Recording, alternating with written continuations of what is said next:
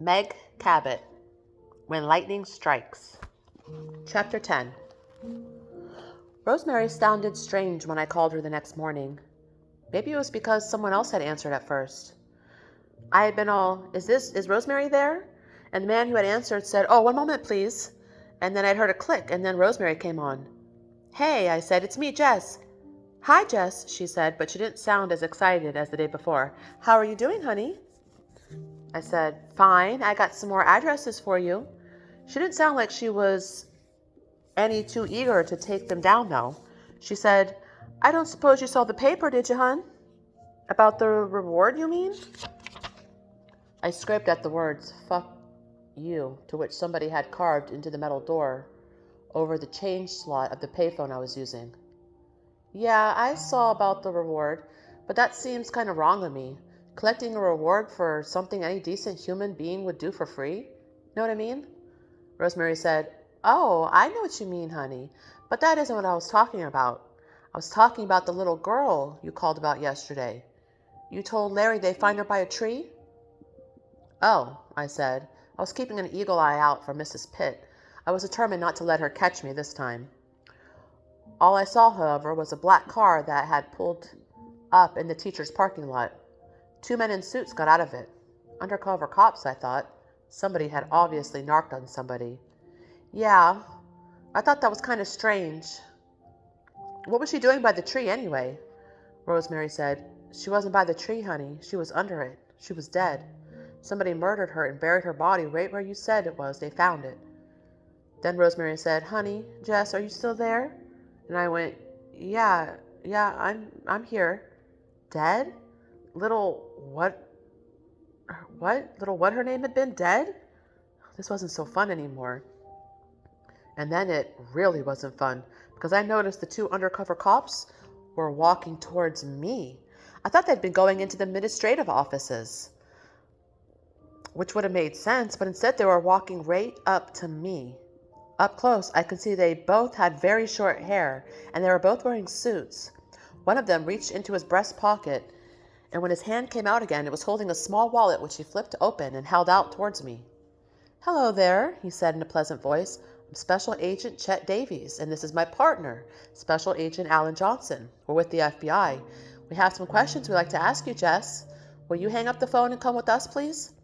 In my ear, I can hear Rosemary saying, "Jess, honey, I'm so sorry. I didn't want to have anything to do with it, but they made me." Special Agent Chet Davies took me by the arm. He said, "Come on, sweetheart, hang up the phone." I didn't know what had made me do it. To this day, I don't know what made me do it, but instead of hanging up the phone like the agent asked, I punched him in the face with the receiver as hard as I could, and then I ran. I didn't go very far, though. I mean, once I started running, I realized how stupid I was being. Where was I going to go? I had no car. How far was I going to get on foot? This was the FBI. It wasn't our town cops who were so fat they couldn't even chase a cow, let alone a 16-year-old girl who had won the 200-yard dash in PE every year since she was 10. No offense, guys, but it was like I went mental or something. And when I go mental, I usually end up in the same place. So I decided to cut to the chase and go where I'd probably end up anyways. I ran into the counseling office, threw open Mr. Goodhart's door, and collapsed into the orange vinyl chair by the window. Mr. Goodhart was eating a Danish. He looked over at me and said, "Why, Jess, what a pleasant surprise. What brings you here so bright and early?" I was panting a little, and I said, "Two FBI guys just tried to pull me into their car for questioning, so I punched one of them in the face and came here instead." Mr. Goodhart picked up a coffee mug that had Snoopy on it and took a sip from it, and then he said, "Okay, Jess, let's try that again. I say, 'What brings you in here so bright and early?' And you say something like, 'Oh, I don't know, Mr. Goodhart. I thought I'd just drop in and talk to you about the fact that I've been doing poorly in English again, and I was wondering if you could help convince Mrs. Kovac to give me some extra credit.'"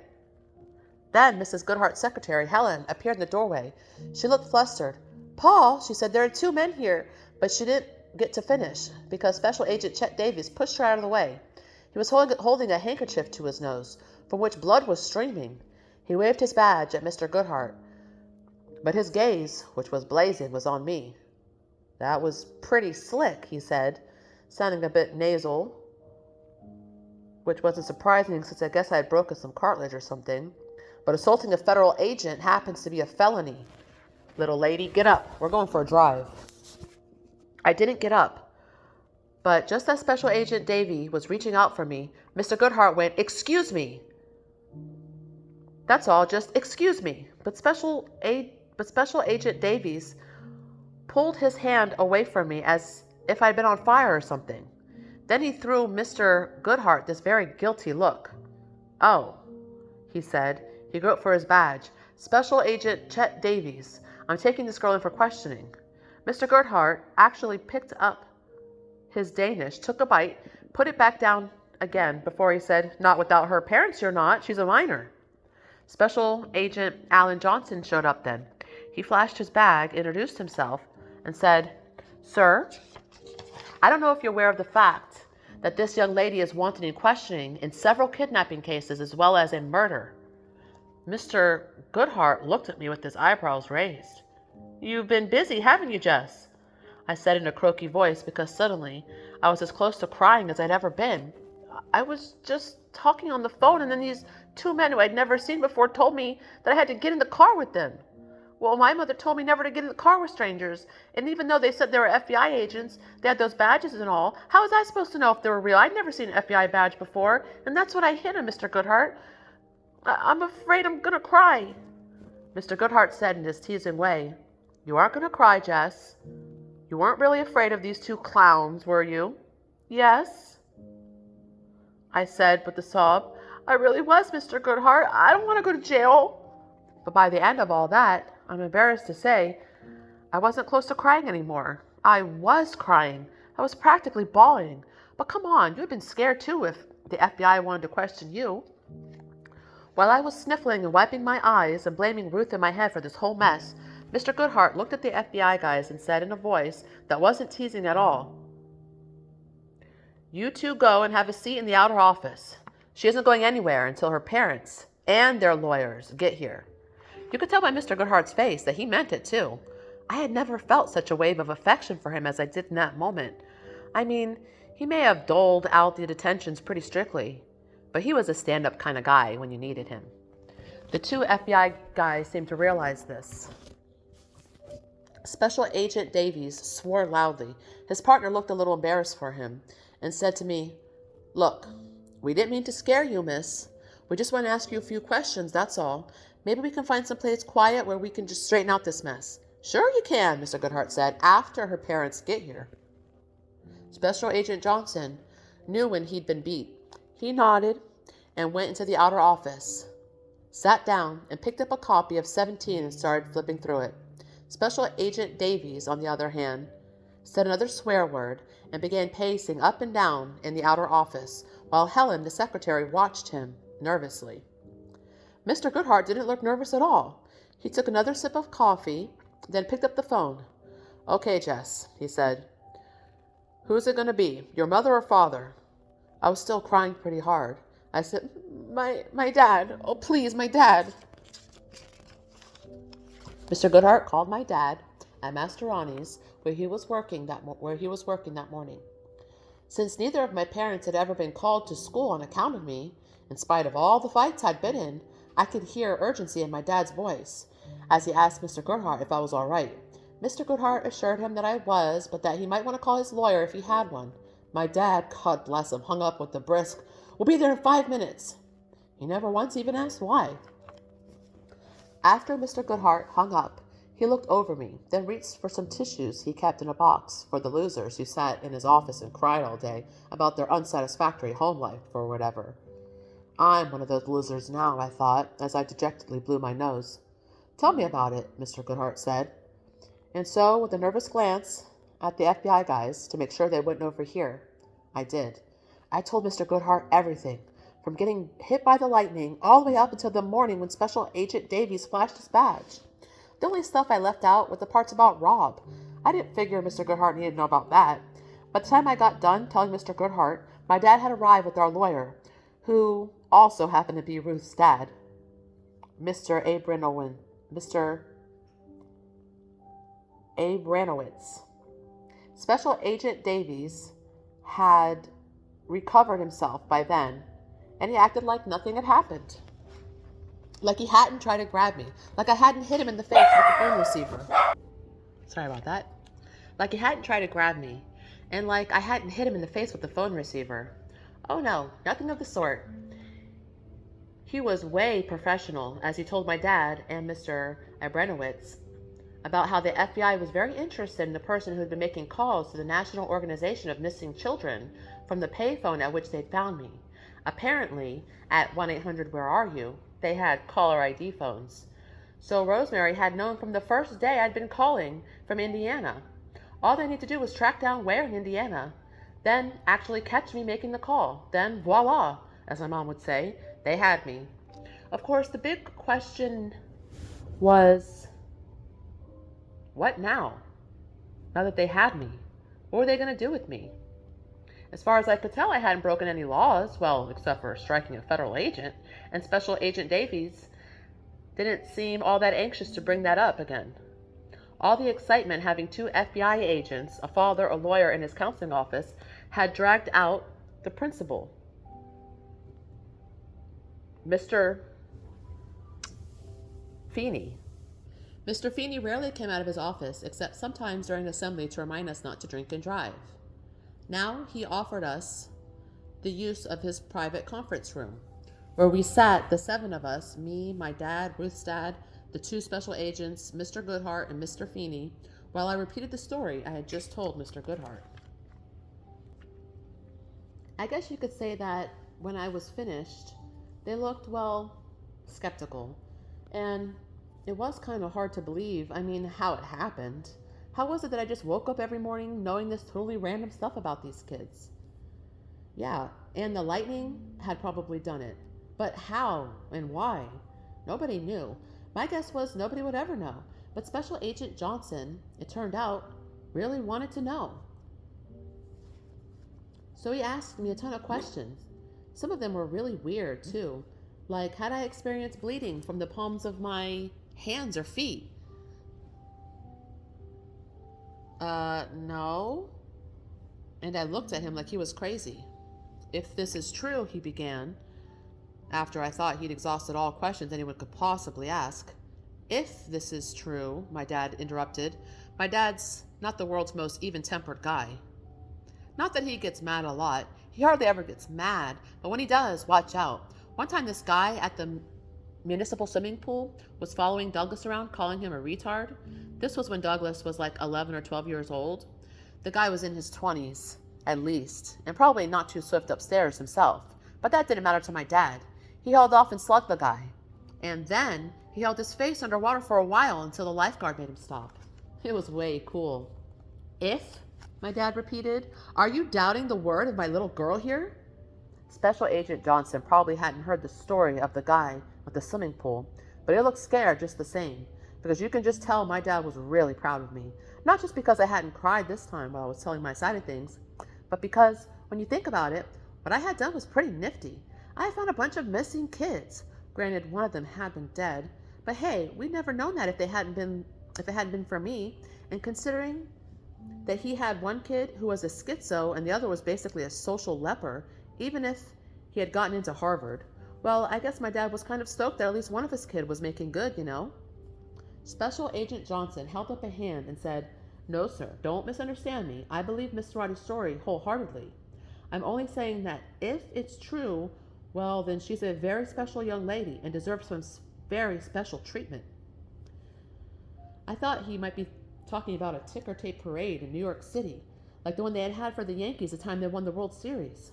I wouldn't mind riding a float if it didn't go too slow, but my dad right away suspected he was talking about something else. "Like what kind of treatment?" he said suspiciously. "Well, usually in cases like these, and I will have you know that we at the FBI respect those with extrasensory perception, like Miss Mastroianni's, very highly. In fact, we often seek out advice from psychics when we find ourselves at a dead end in an investigation." "I bet. And what does it have to do with Jess?" My dad still sounded suspicious. "Well, we'd like to invite Miss Mastroianni, with your permission, of course, sir, to one of our research facilities. so that we can learn more about this astonishing ability of hers. I immediately flashed back on one of my favorite videos that I watched as a kid, Escape to Witch Mountain. If you've ever seen that movie, you'll recall that the kids in it who have ESP, or extrasensory perception, as the Special Agent Johnson called it, get sent to a special research facility where, even though they get their own soda fountains in their rooms, by the way, I'd been particularly impressed, since my mother wouldn't even let me have an easy bake oven for fear I'd burn down the house, they were still basically held prisoner. I said loudly, since no one had really been talking to me. Everyone turned their heads to look at me. No, thank you.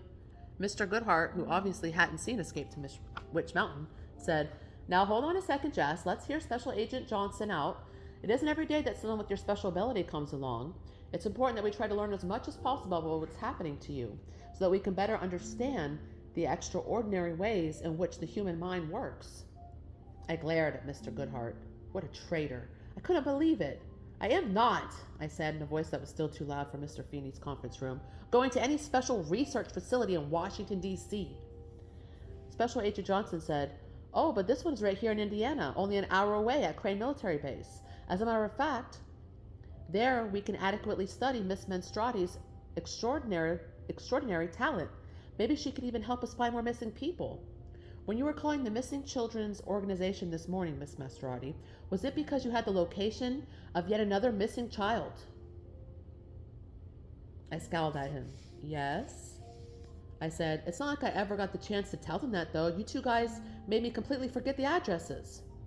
This was a complete and utter lie, but I was feeling grumpy, and I didn't want to go to Crane Military Base. I didn't want to go anywhere. I wanted to stay where I was. I wanted to go to detention after school today and sit by Rob.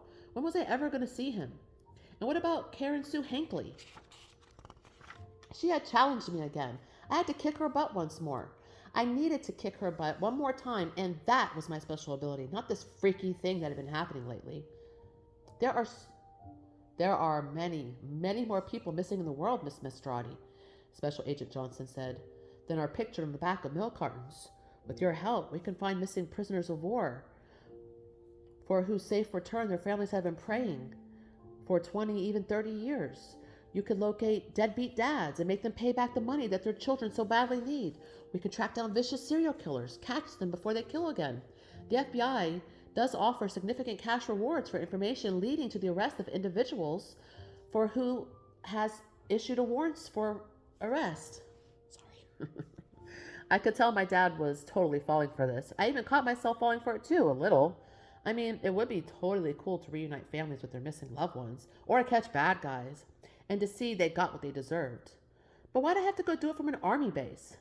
So I asked him that, and I added, I mean, it might not even work. What if I can only find these people from my own bed, in my own house?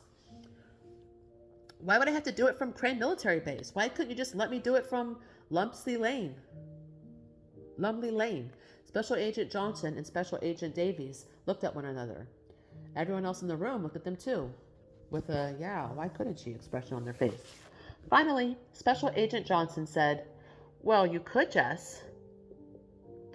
I noticed he wasn't calling me Miss Menstrati anymore. Of course you could, but our researchers would dearly love to run some tests, and the fact that all this seems to have stemmed from being struck from lightning, well, I don't want to sound like an alarmist, but I would think you would welcome those tests, because we have found in the past that, in cases like yours, there has sometimes been damage to vital internal organs that goes undetected for months, and then..." My dad leaned forward. "And then what?"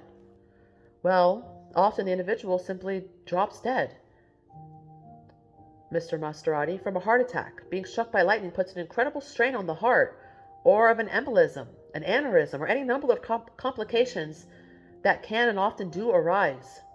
A thorough medical exam, which I could have done right here," I said, not liking the sound of this, "in Dr. Hinkle's office. Dr. Hinkle had been our family doctor my whole life."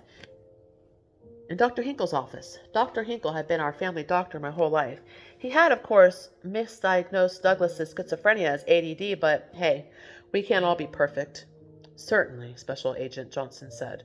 "Certainly, although the general practitioner is not often trained to detect the subtle changes that occur in a system that has been violated in the manner yours has.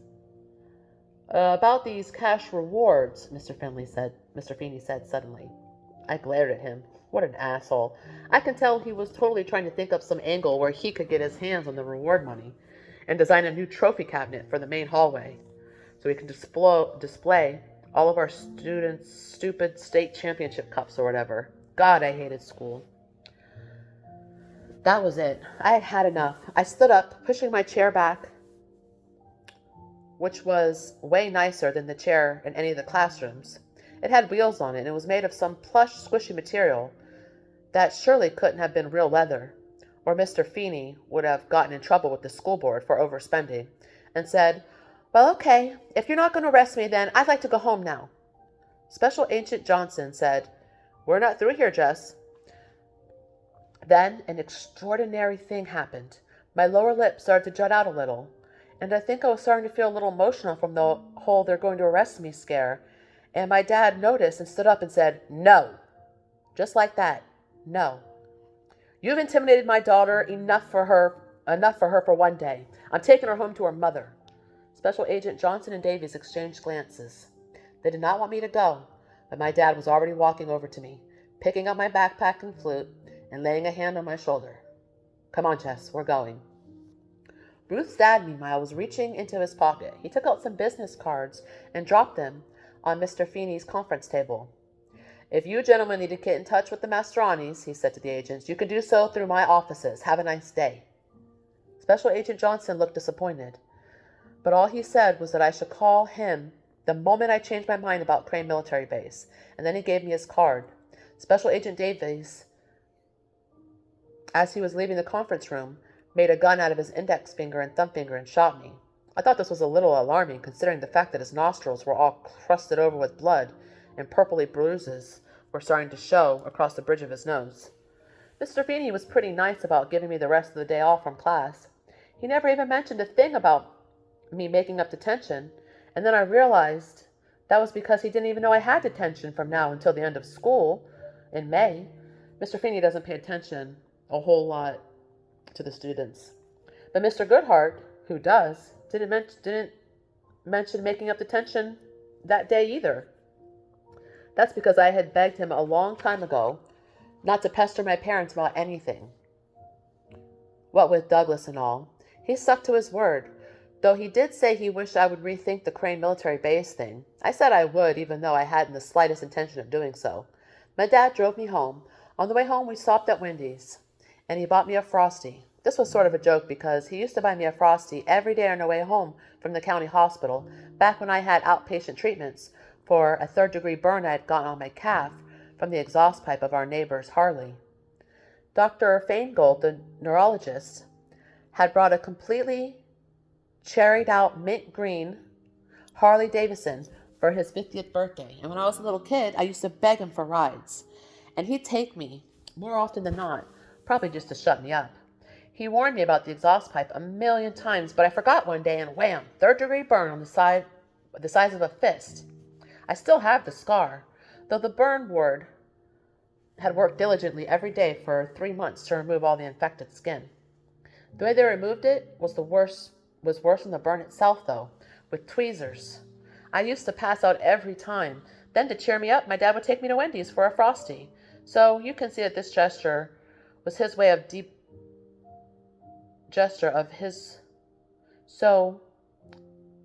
You can see that this gesture of his was deeply moving, even though it may not sound like much to you guys. It was all about sharing this bonding moment from our past. Mr. Goodhart would have eaten it up. Anyway, on our way home, my dad agreed to break the news to Mom, but not tell anyone else. I made him swear. And I agreed not to keep any more secrets from him. I still didn't tell him about Rob, though, because that was a secret I strongly suspected the FBI didn't have a lead on, so I probably wasn't going to almost get arrested for it. Plus, I was way more worried about my mom's reaction to finding out about Rob than the story of me and the milk carton kids.